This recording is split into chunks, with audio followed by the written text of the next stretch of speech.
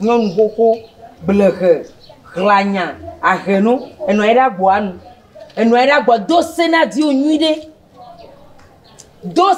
onuide nezo blevinye gavale yi ye be ga yere ru dagbo nyato mi akpo ejesi miere be nyeme koke nawe nyonu ya me be ejesi me ba ko nto fa le onu mu le onde pepe na wa wo ga si aga me le ko ya me wo po wona jire mu kebe le ono fifi o wona de pepe na wa e fi wa jo po fi yan fo yin klo nyare po yin fe wa jire ku le gbaduro ko kakava enti awe yin ewe aro nu seto kaleto aro me won on to ko era on to egbelefo po nyonu si ba gbonura po agbonu na yin de me pre poto nyama si gbele ke le nene no gbolo anu la ti obe ya kompo ponu po na yin nyonu a nyawo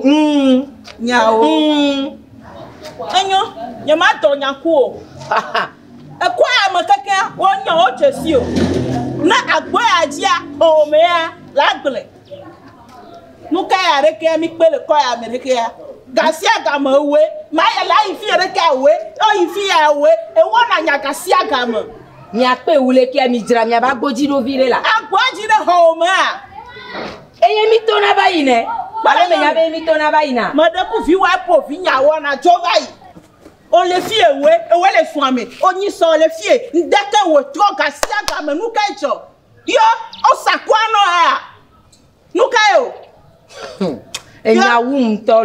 enyawu mto benare ne me troko po kakakaleke kapie lo porupuare edi nu ka jawo nu ka ye jawo ape no enti e koko oh e dia be trok pe ro ki o kwa mate wo na de ko no mate wo na de ko na de ke mi la ti o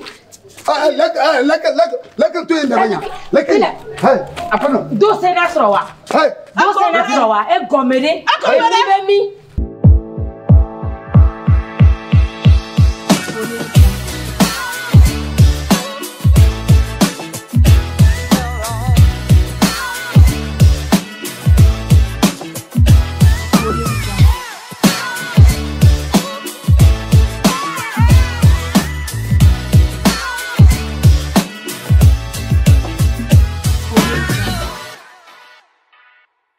do sena so ponu ya nanda no gla no glo awula ta wo ha so fomo jegli de le kavatu yawa bi va da ko pe so yin le yin to ba gboji tia nyare keme la sinye na mi nyare keme lo ma fe gble na so yin nyare keme la sinye na mi no yi nyare keme la sinye no yi no aba nkejo bada si hapu fire enera ya gble ra bo ma ponu chala dule ma pomo la gbogbo na ponu du ama ti na ne ola gbogbo ya da sinji aba esuonye aba la nkejo nu ka ma fakabo ya ne mo va ka ba mo wuga bo jile ke kwa ya na yima tia ayira yima aku kwa ya na giko wo esuonye bale wa joni e onu mara ko onu mi mi kuito oh mi plo mi kuito e pa mama lo kwa le je june e via hapo bia be bia oi la dona me puede oh kwa poma ya ma poma yo oh kwa poma mo bona yo la dona me puede lo mo bona la to mo bona anya usupo baba mo bona ni mali yare ki afa to wona mo bona ma ga Togo ma to bejo gbogbo ma gbo yan kata ni ma to si yo to ba pole ma mo to wuge gba ma français vo ba mouriager english yo vo ba die ma wu de ka yema ba sonye ga tutumule ke menya dio abwaleji oh ana America fele kwa me yare me to la ko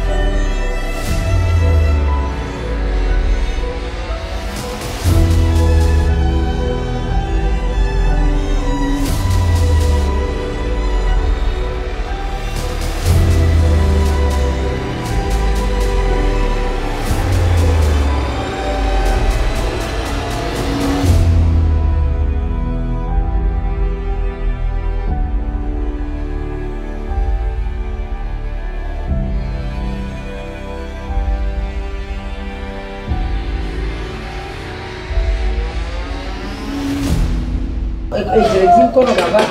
Na no funa. No kai. Mana magono. Matumbi na ko. Mana magono. Yayi. Awana ngao. Mana magono. Na fi. Va vida. Asina tem. Fi va vida. Mawoya. Asina tem. Na fi. Aja hina fi. Awane ho. Ola mga ola. Uma kuone ma. Apa kono? Ola. Forma lá. Mama. Ina forma. Ola mga ola. Mi va quoi mais kamija ko mi va ko. Akono ngabima. Mi va ko. Forma ko. Ola mga ola. Ola, le vieux. Ina forma. Mo di ondo. Adun sewi. Mo la ko funati. Yema fi yo ya fi. Ola. Oh, bati oh peda. Dawa. Wa kota fonga. Kota into fonga ma to te via. Ma la sini. Yema. Abo anoma. Yema hawe. O se ba ma te on yo ya. Yema. Ama nyo wa ba ti kono. Abo fi. Ola mga ola. Mo di ondo. Dawa ju kuno ga ti nyo. Gana ju kuno ga ya ti nyo. Ah. Yema. Sonia.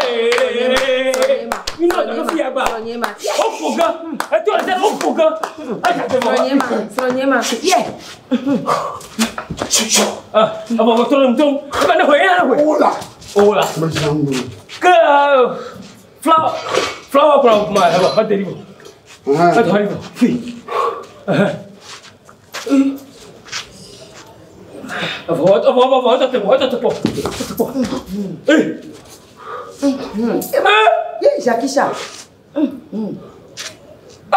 Bruce Lee. Oula. Até agora não. Bloque. Agora se mo ha matawi. Aí chega.